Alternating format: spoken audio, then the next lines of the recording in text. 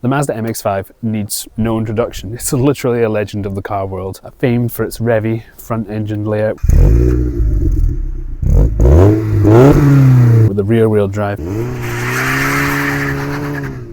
all in an affordable package. But in 2025, when the average car has more power, tech, and performance, is it still a legend? Does it live up to the hype? Let's find out.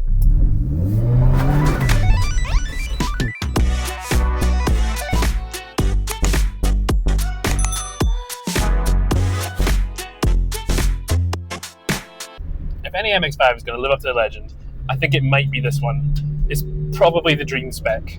We've got the 1.8 variable valve timed engine, which is more responsive, more torque, more power, 146 brake horsepower from factory.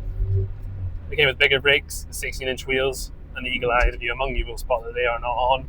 It had a built-in suspension all round. It's got the 6-speed gearbox, which is controversial. We'll talk about that. But I think overall, this is probably the spec to have. So what's it like to drive? Well, the first thing you notice when you step into this car is that it's over 20 years old. So there's no digital display. It's just you, your rev counter, your speedo, and some temperatures, which you hope are not too high. Next thing you notice as you pull away is a 6-speed gearbox, which is a 6-speed manual. Many people would say that's the inferior gearbox. The 5-speed is reportedly far snappier and much cleaner between shifts. And based on this one, I would be tempted to agree. First is fine. Second is extremely grabby in this box. You really have to tickle it in or you're going to get launched, straight forward.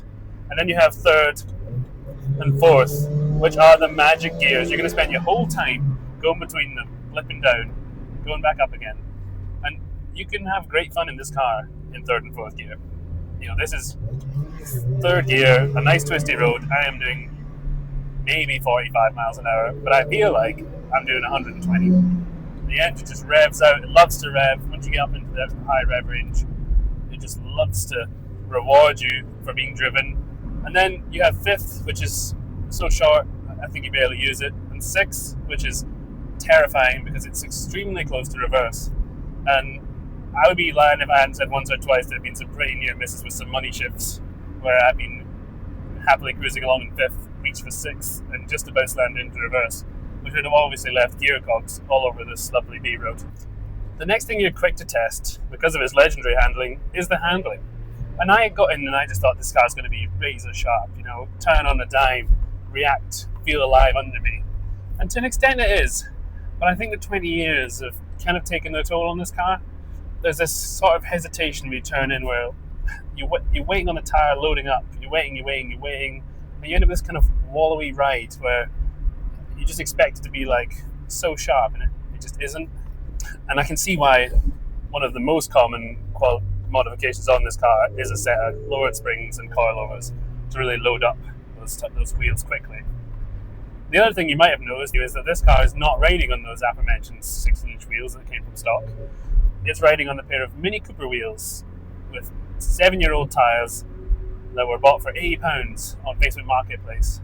I'd be lying if I said they didn't have something to do with the handling. They've got a really high tyre wall. There's about this much contact patch on each wheel. If you are driving spiritedly, it is not hard to get the back end out. And while that's great fun, sometimes you might be doing fifth gear around a gentle slope, slightly off camber corner, and the back end will start to step out on you. And that is not what you want. But don't worry, we've got big plans for what we're going to do with the wheel and tyre setup on this, and maybe try and get some coilovers to really sort the handling out. And once you get used to the fact that it might step out slightly on a damp or off camber corner, the balance is sublime. You just feel the car rotate around you.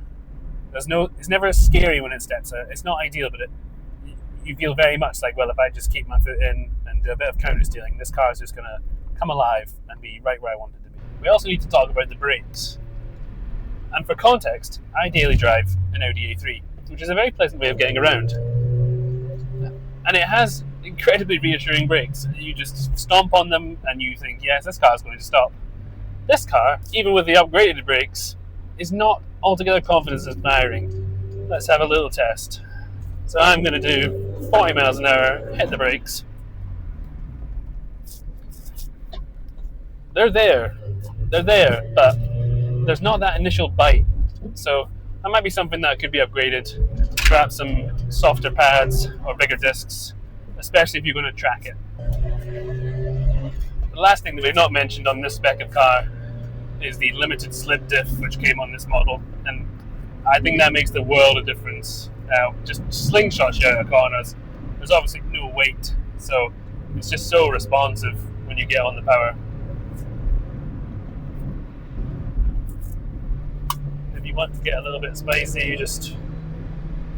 And it does grip. It really grips, and on these thin tyres you can feel that grip going when you get on the limit, and you can feel the car just start to slide, and because it's so light you can just so easily correct, and it doesn't feel intimidating to drive at pace, although you're never speeding because we've talked about already, there's not a lot of power in this front engine. Speaking of modifications and coilovers, you'll have seen this car has had a few. Firstly, and probably most obviously, is this permanent hardtop. I'm in two minds about it. I think it probably means the car isn't wet inside when it rains, which is good. But I think it also means you lose a little bit of that roof-down freedom of a Roadster and what it's all about. So the jury's out on whether that's been good or bad. It probably does increase stiffness, and they cost almost as much as the car does. There's a few little things that you could be doing touching up, like if you look through there, you can see daylight and feel the air coming in. Other modifications that are common on this car and one of the more controversial ones is the mud flaps on the rear. Some people think they look great, some people decide to take them off for a more smooth look. This car strikes a beautiful balance of both by having one on one side and none on the other. The other modification you'll notice is the roll cage behind me, which I think is probably one of the best modifications, because if you roll this car, the thing that's going to meet the ground first is probably the top of your head. So yeah, quite pleased that that's there. Another common and popular modification is to remove the sun visors, which this car's had done, and I can see the pros of that if you're very tall. I am not very tall, and what that means is I'm pretty much blind in the low winter sun. One modification we've not talked a lot about, and that's because we don't know much about it, is the exhaust that's fitted to this car. I'd be very interested to get up on a ramp and see what it is. It sounds like maybe a back exhaust delete. It's quite loud in here, so I'm hoping that you'll be able to hear what I've been saying this whole time.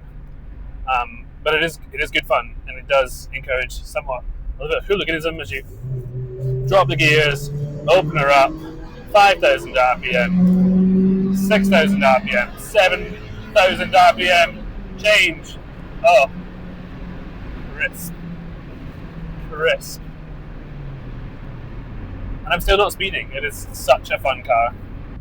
So another modification that I'm not a huge fan of is the deletion of the center console, because if you have anything at all with you, it's got to go in the door cards, which hold about 2 pieces of A4 before they're full. So my phone, for example, which you're watching me on, is handily over there. But if it wasn't filming, you have to put it in your pocket, which means it constantly rubs against the door. I'm not a big fan. I think I would have kept the center console. So we've talked a lot around what this car's had done, what could make it better. Sorry, I'm just stopping for a duck because we live in the countryside. By the way, Mr. Duck. Thank you. So we've talked a lot around what makes this car great, its handling, which could be improved, its engine, which just revs out beautifully and is really the star of the show in my opinion. But is it a legend? Can it compete with, the average mum and pop family car, which these days has more power and more tech, more safety? Well, yeah, I think it is. I think it's got the potential. A couple of mods, I would say. Coilovers. Sorry, another duck. I think it's some coilovers and some decent wheels with some proper wide tires, and not these ones which are useless. And I think you've got a rocket ship of a weekend car. And I think this car was 1,600 quid, and you can get an okay example for about that. Although if you are going to buy one thing you really need to watch out for, and is truly the Achilles heel of this age and generation's car now, is rust. You can't make an MX-5 video Mark II without talking about it, or Mark I. Sills, wheel arches, some of the chassis, you're going to want to get it properly checked. It's not, it's not a quick job to just fix. Although it's not rocket science, but you need a welder or someone, or you'll be willing to pay someone to do it.